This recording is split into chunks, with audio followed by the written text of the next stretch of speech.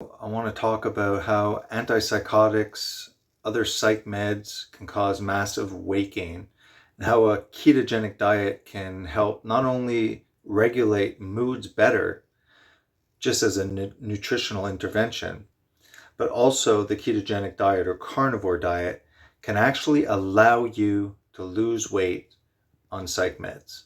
This is a huge problem. Many people know somebody with a psychiatric illness. They're quite common.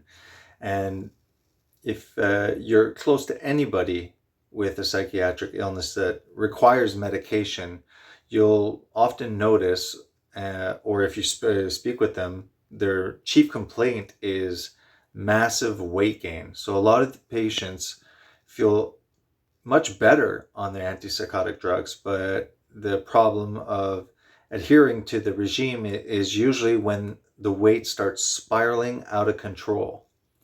These people are having issues with their mind not working the way it should be. When your mind is working, then you don't really separate the mind from actually your sense of self. When the mind starts to go in the wrong direction, then a person's somewhat identity is lost, kind of flooded or drowned in what you could call just the symptoms, where a person perhaps must question really who they are when they're in severe crises. And now you add to that an inability to control weight.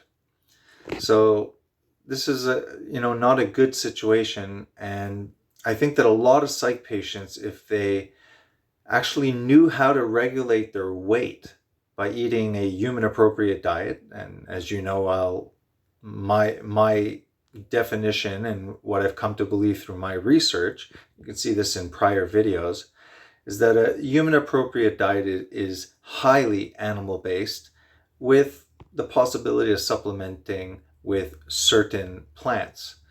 Now, we have to also realize that the majority of the plants in your grocery store are not really original creations. They've been genetically modified and from usually a root plant, and a wide variety through genetic manipulation arise at your superstore. Now, there's the other aspect of plants is that there are phytochemicals in plants. There's anti-nutrients. You see, the plant's only defense mechanism really is bio war on people who would prey upon them. And if we don't process like we used to, if we don't process correctly many of these plants, they contain a high level of anti-nutrients, and this could be a possibility of what's triggering a lot of autoimmune diseases. For example, if you look at Jordan Peterson and his daughter who had horrible autoimmune diseases, required, I believe, hip surgeries as a child, or at least one. She used the carnivore diet as an exclusion diet to see if there was any dietary factors that were causing an autoimmune reaction. The doctors could not really find a root cause, and Michaela Peterson, Jordan Peterson's daughter, was able to put into remission most of the serious side effects from an autoimmune reaction. Jordan Peterson is also an advocate, and when he started consuming a carnivore diet, a strict carnivore diet, his he lost 60 pounds, I believe, or he basically he lost a tremendous amount of weight.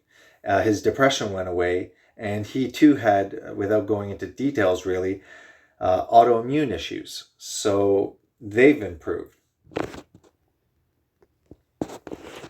I could probably pop up. Just go to Epilepsy Foundation Ketogenic Diet. Inducing nutritional ketosis through a ketogenic diet.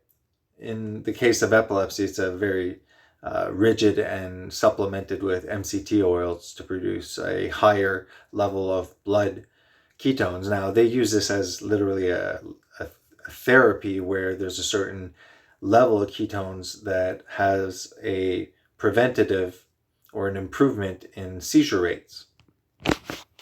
Now, a lot of psychiatric medications, not a lot, but there are many anticonvulsants in the psychiatric arsenal of medications for mood stabilization. So there's definitely somewhat of or at least worth investigating, that perhaps there is a similar aspect to mood disorder, such as bipolar disorder and epilepsy. Either way, the medications that are used for epilepsy, certain ones like Lamictal, divalproic acid, gabapentin, which was, it's not used as much anymore as a anticonvulsant, but that was its original usage, and now it's more for neuropathic pain, and now it's newer analog, Lyrica. All right, so let's start this article here. Antipsychotic drugs treat schizophrenia, bipolar disorder, and other mental health disorders. They can ease your symptoms and help you avoid a relapse when your symptoms come back, but they can also cause weight gain. People often quickly put on weight after they start antipsychotics and keep gaining over time.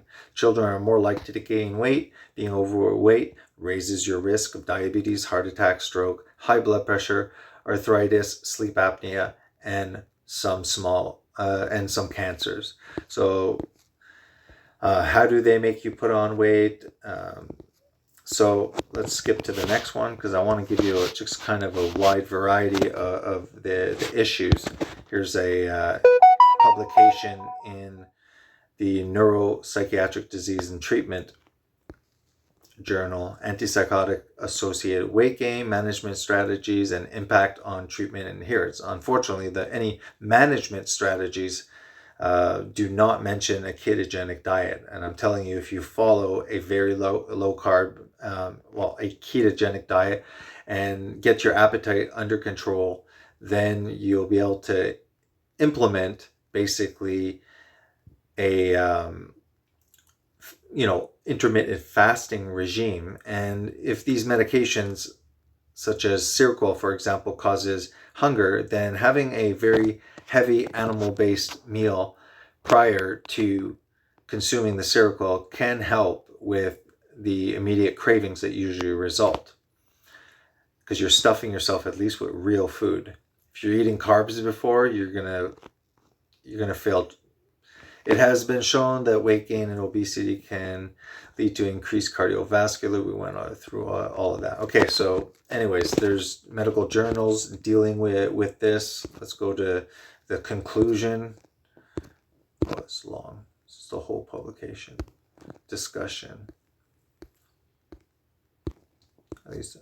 Almost all antipsychotics cause weight gain. Weight gain increases the risk of metabolic complications and ill health, and can reduce compliance. All right, that's exactly what I've been talking about, reduce compliance. SEROQUEL over here.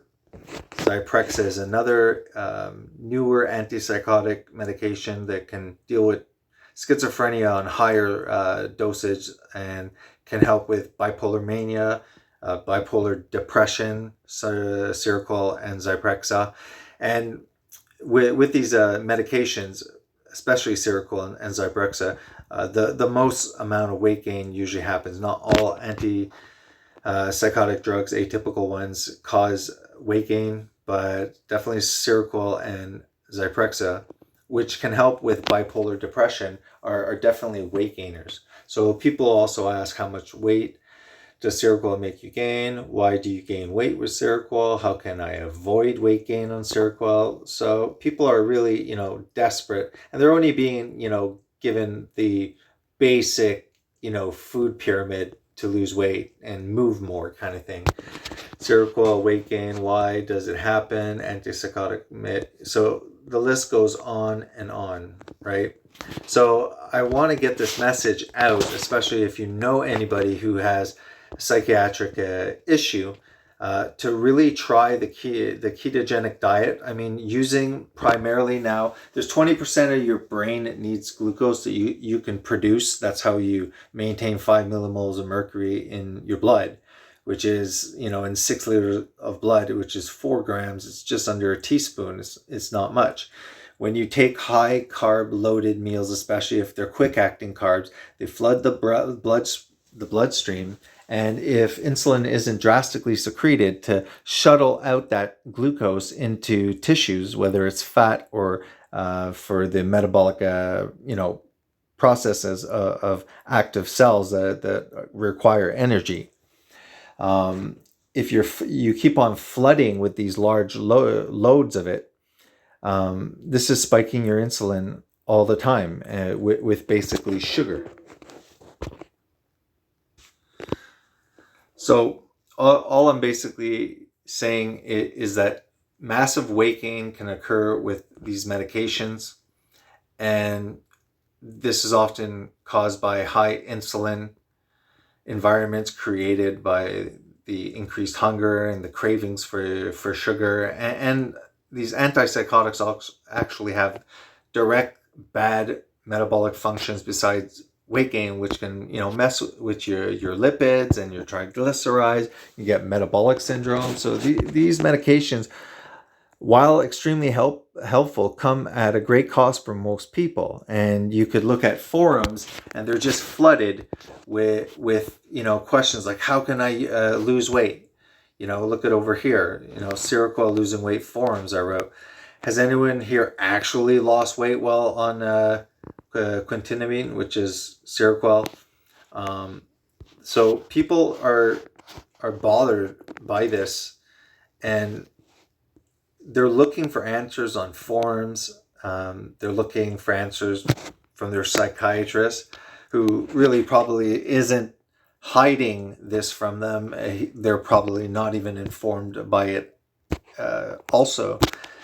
So I know people that have done the carnivore and ketogenic diet that it has not cured their bipolar or schizophrenia.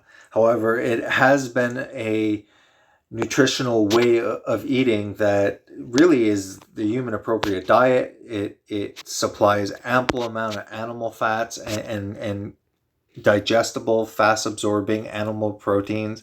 It has all the nutrients. It has the fat soluble vitamins. And they're working primarily on ketones in their brain. Like I had mentioned before, drifting off into another thought, 20% of your brain requires glucose, but your body can produce that. Just like it can stable your blood glucose. You start shuttling in large amounts, it's going to require lots of insulin. If you go on a ketogenic diet, you're basically using a new kind of fuel for your brain, and it's been known to have mood stabilizing effects. Yeah, I can pop that up in a following segue of this video. So it allows you to maintain taking these medications if they do help. It also has a mood stabilizing effect, and you can actually stay on the meds because you're not putting on massive amounts of weight, which is sad. Somebody having mental issues, there's enough stuff going on in their life. They don't have to lose control of their weight. It's like you're not in control of your mind, and now you're not in control of your body, and this is supposed to be therapy. So anyways, I'll leave you guys at that. Thanks.